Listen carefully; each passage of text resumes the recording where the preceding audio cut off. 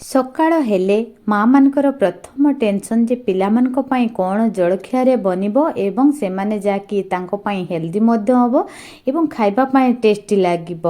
ଆଳୁକୁ ଆମେ ବିନା ସିଝେଇକି ଏମିତି ଆଳୁ ପରଟା ବନେଇବା ଯାହାକି ପିଲାମାନଙ୍କର ଫେଭରେଟ୍ ହେଇଯିବ। ନମସ୍କାର ସାଙ୍ଗମାନେ, ଆପଣମାନଙ୍କୁ KMM ଲାଇଭ୍ ଚ୍ୟାନେଲରେ ସ୍ୱାଗତ। ଆଜି ମୁଁ ଆପଣମାନଙ୍କ ପାଇଁ ନେଇକି ଆସିଛି ଆଳୁ ପରଟା ରେସିପି। ସିଏ ବି ଆଳୁକୁ ସିଝିବା ପାଇଁ ପଡ଼ିବନି, ବହୁତ କମ୍ ସମୟରେ ଆଳୁ ପରଟା ବନିଯିବ। ଆମେ ଅଟାକୁ ୟୁଜ୍ କରିବା ନା ଏଥିରେ ମଇଦାକୁ ୟୁଜ୍ କରିବା। ବିନା ଅଟା ବିନା ମଇଦାରେ ଏହି ଆଳୁ ପରଟା ବନିବ ଏବଂ ହାତରେ ଧରିକି ଦେଖାଉଛି, ଦେଖନ୍ତୁ ପୁରା ତୁଳା ପରିକା ନରମ ବନିବ। ଏବେ ଆସନ୍ତୁ ଗୋଟେ ଚିରିକି ଦେଖେଇବି। ପୁରା ତୁଳା ପରିକା ନରମ ବନିବ ଏବଂ ଖାଇବା ପାଇଁ ଭାରି ଟେଷ୍ଟି ଲାଗିବ। ଏହି ଆଳୁ ପରଠା ବନେଇବା ପାଇଁ ଅଧିକ ସାମଗ୍ରୀର ଆବଶ୍ୟକ ପଡ଼ିବନି, କେବଳ ଘରୋଇ ସାମଗ୍ରୀକୁ ୟୁଜ୍ କରି ଆମେ ଆଳୁ ପରଠା ବନେଇବା। ଆଳୁ ନେବା, ମିଡ଼ିୟମ୍ ସାଇଜ୍ ଆଳୁ ଗୋଟେ ନେବା, ତାକୁ ଆମେ ପାଣିରେ ଦେଇକି କୁରି ନେବା। ଫାଷ୍ଟ ପାଣି ଦେଇକି ତାପରେ କୁରି ନେବା, ମିଡ଼ିୟମ୍ ସାଇଜ୍ କୁରିବା, ଏତେ ସରୁଆ କୁରିବାନି କି ଏତେ ମୋଟା କୁରିବାନି, ମିଡ଼ିୟମ୍ ସାଇଜ୍ କୁରିବା। ଆପଣମାନେ ଅଧିକ ପ୍ରସ୍ତୁତ କରିବେ ହେଲେ ଆଳୁର କ୍ୱାଣ୍ଟିଟି ଅଧିକ ରଖିବେ। ଏବେ ଆମେ ଗୋଟେ କଢ଼ା ନେବା। ମାପିବା ପାଇଁ ମୁଁ ଗୋଟେ ଗିନାକୁ ୟୁଜ୍ କରିଛି। ଆଳୁର କ୍ୱାଣ୍ଟିଟି ମାପିବାନି, ଆଳୁ ଯେଉଁ ଆମେ କୁରିକି ରଖିଥିଲେ ତାକୁ ଆମେ ମାପିକି ନେବା। ଗିନାଟାରେ ମୁଁ ଯେତକ ପରିମାଣ କି ଆଳୁ କୁରାକୁ ନେଇଥିଲି ସେତକ ପରିମାଣ ଏଥିରେ ପାଣିକୁ ଏଡ଼୍ କରିଦେବା ଏବଂ ଗୋଟେ କଞ୍ଚା ଲଙ୍କାକୁ କାଟିକି ଏଡ଼୍ କରିଦେବା। ଆପଣମାନେ ଯେଉଁ ହିସାବରେ ରାଗ ଖାଇବା ପାଇଁ ଭଲ ପାଆନ୍ତି ସେ ହିସାବରେ ଏଡ଼୍ କରିନେବେ। ଏବେ ମୁଁ ଅଦା ରସୁଣ ପେଷ୍ଟ ଗୋଟେ ଚାମଚ ଏଡ଼୍ କରିଦେବି ଏବଂ ମିଡ଼ିୟମ୍ ସାଇଜ୍ ପିଆଜ ଗୋଟେ ଏଡ଼୍ କରିନେବା। ଏବେ ମୁଁ ଏଥିରେ ସ୍ୱାଦ ଅନୁସାରେ ଲୁଣ ଏଡ଼୍ କରିଦେବି ଏବଂ ହଳଦୀ ଗୁଣ୍ଡ ଗୋଟେ ଚିମଟା ଏଡ଼୍ କରିଦେବା। ଆପଣମାନେ ପିଆଜ ରସୁଣକୁ ସ୍କିପ୍ କରିକି ମଧ୍ୟ ବନେଇ ପାରିବେ। ଏବେ ମୁଁ ଗ୍ୟାସ୍କୁ ମିଡ଼ିୟମ୍ ଫ୍ଲେମ୍ରେ ରଖିକି ଆଳୁ ପାଣି ସବୁକୁ ଗରମ କରିନେବି।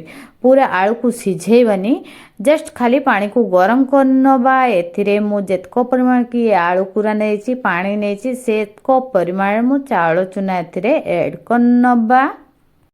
ମୁଁ ଏହି ଆଳୁ ପରଟା ପାଇଁ ଚାଉଳ ଚୁନାକୁ ୟୁଜ୍ କରିଛି। ଆପଣମାନେ ଚାହିଁଲେ ସୁଜିରେ ମଧ୍ୟ ଏହି ଆଳୁ ପରଟାକୁ ବନେଇ ପାରିବେ। ଏହି ଟାଇପ୍ର ଖୁସନି ଚଲାଉଥିବା ଯେତେ ସମୟ ନାହିଁ କି ଆମର ପୁରା ପୁରୀ ଟାଣ ହେଇଗଲା। ଦେଖନ୍ତୁ ଏବେ ଆମେ ଗ୍ୟାସ୍କୁ ବନ୍ଦ କରିଦେବା ଏବଂ ଆଣଟା ପୁରା ପୁରୀ ଥଣ୍ଡା ହେବା ପାଇଁ ଛାଡ଼ିଦେବା। ଥଣ୍ଡା ହେବା ପରେ ଆମେ ଗୋଟେ ଥାଳି ନେବା। ଥାଳିରେ ଆମର ଆଣଟାକୁ ନେଇ ନେବା ଏବଂ ଗୋଟେ ଚାମଚ ସେଥିରେ ଗୋଟା ଜିରା ଏଡ଼୍ କରିଦେବା। ଫାଷ୍ଟରେ ଆମେ ଗୋଟା ଜିରାକୁ ଏଡ଼୍ କରିବାନି, ଏବେ ଗୋଟା ଜିରା ଏଡ଼୍ କଲେ ଯେଉଁ ପରଟା ସହିତ ତାର ସ୍ମେଲ୍ଟା ଆସିବ ସେଇଟା ବହୁତ ସୁନ୍ଦର ଲାଗିବ ଖାଇବା ପାଇଁ। ଏବେ ଆମେ ହାତରେ ଗୁଡ଼େଇ ନେବା। ଯଦି ଆପଣମାନଙ୍କର ଅଧିକ ନରମ ଲାଗିବ ଏଥିରେ ଆଉ ଟିକେ ଚାଉଳ ଚୁନାକୁ ଏଡ଼୍ କରିଦେବା। ମୋର ଆଣଟା ଟିକେ ନରମ ଲାଗୁଥିଲା, ସେଇ ହିସାବରେ ମୁଁ ଆଉ ଟିକେ ଚାଉଳ ଚୁନାକୁ ଏଡ଼୍ କରିନେଲି ଏବଂ ହାତରେ ଭଲ ଭାବରେ ଆମେ ଦଳିକି ପାଗ କରିନେବା।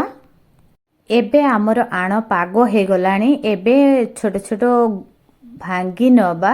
ମୁଁ ମିଡ଼ିୟମ୍ ସାଇଜ୍ରେ ଭାଙ୍ଗିବି, ଏତେ ପତଳା ବନେଇବାନି କି ଏତେ ମୋଟା ରଖିବାନି, ମିଡ଼ିୟମ୍ ସାଇଜ୍ରେ ବନେଇବା। ଆପଣମାନେ ଯଦି ବଡ଼ ବଡ଼ ସାଇଜ୍ କରି ବନେଇବେ ତେବେ ଟିକେ ବଡ଼ ବଡ଼ ଆଣଟା ରଖିବେ, ଗୁଲାଟା ବନେଇବେ। ଏବେ ଆମେ ସବୁଗାକୁ ସେମ୍ ପ୍ରୋସେସ୍ରେ ଗୋଲ କରିନେବା। ମୁଁ ବେଲିବା ପାଇଁ ଏବେ ଚାଉଳ ଚୁନାକୁ ଆପଣମାନେ ୟୁଜ୍ କରିପାରନ୍ତି, ନହେଲେ ଅଟାକୁ ୟୁଜ୍ କରିପାରନ୍ତି, ହେଲେ ମୁଁ ଚାଉଳ ଚୁନା ଲଗେଇକି ଏବେ ଆମେ ବେଲି ନେବା। ନର୍ମାଲ ଆମେ ଯେଉଁ ପରିକା ପରଟାକୁ ବେଲି ଥାଉ ସେଇ ଟାଇପ୍ର ବେଲି ନେବା। ପରଟା ଗୁଡ଼ିକୁ ଅଧିକ ମୋଟା ବେଲିବାନି କି ଅଧିକ ପତଳା କରିବାନି, ପୁରା ମିଡ଼ିୟମ୍ ସାଇଜ୍ରେ ରଖିବା। ଗ୍ୟାସ୍କୁ ମିଡ଼ିୟମ୍ ଫ୍ଲେମ୍ରେ ରଖିକି ତା ଉପରେ ଆମେ ଏବେ ପରଟା ଗୁଡ଼ିକୁ ଦେଇଦେବା। ଗୋଟେ ସାଇଡ଼୍ କୁକ୍ ହେବା ପରେ ଆଉ ଗୋଟେ ସାଇଡ଼୍କୁ ପାଲଟେଇ ଦେବା। ପାଖାପାଖି ଗୋଟେ ମିନିଟ୍ ପରେ ଆମେ ଏଥିରେ ଏବେ ଘିଅକୁ ଏଡ଼୍ କରିଦେବା। ଗୋଟେ ଚାମଚ, ଛୋଟ ଚାମଚରେ ଗୋଟେ ଚାମଚ ଘିଅ ଏଡ଼୍ କରିଦେବା ଗୋଟେ ସାଇଡ଼୍ରେ ଏବଂ ଖୁସନି ସାହାଯ୍ୟରେ ଚାରି କଡ଼େ ପରଟାର ଲଗେଇ ଦେବା। ଏବେ ଆମେ ପାଲଟେଇ ଦେବା। ଆର ସାଇଡ଼୍ରେ ମଧ୍ୟ ଆଉ ଗୋଟେ ଚାମଚ ଘିଅ ଲଗେଇ ଦେବା। ମୁଁ ଏଥିରେ ଘିଅକୁ ୟୁଜ୍ କରି ପରଟାକୁ ବନାଉଛି। ଆପଣମାନେ ରିଫାଇନ୍ ତେଲରେ ମଧ୍ୟ ଏହି ପରଟାକୁ ବନେଇ ପାରିବେ, ହେଲେ ଘିଅ ଦେବା ଦ୍ୱାରା ପରଟା ଅଧିକ ନରମ ହେବ ଏବଂ ଖାଇବା ପାଇଁ ମଧ୍ୟ ଭାରି ଟେଷ୍ଟି ଲାଗିବ। ए साइड रे मध्य घिओ लगा हेगला एबे आमे पलटै देबा। देखंतु ए साइड टा पूरा हल्का हल्का रेड कलर आसी गलानी। एबे तोड़ साइड टा हल्का टिके टिके खुसनी साहाଯ୍य रे प्रेस करी जाकी दबा, जाकी से साइड टा मध्य रेड कलर आसी जिवो। एबे हमर परोटा टी रेडी हे गला। एबे आउ गोटे परोटा एथिरे देई दबा। एपारी सेपारी पलटेबा एवं हल्का टिके टिके रेड कलर ये आसी गलानी। एबे आमे ए साइड आर साइड रे पूरा पूरी घिओ लगे दबा। आमे सेम प्रोसेस रे सबुतक परोठा गुडी को कुक करि नबा। एही परोठा बनेबा पाई भारी सहज एवं सिंपल, जाकी घरोई सामग्री को यूज करी आमे एही परोठा को बनै परिबा एवं खाइबा पाई मध्य भारी टेस्टी लागिबो। तरकारी सहित मध्य एही परोठा को खाई परिबे, टमाटो सॉस सहित मध्य खाई परिबे। हेले जदि एमिति रे खाइबे, थोरे खाइले बारंबार घरे बनेबा पाई इच्छा हबो।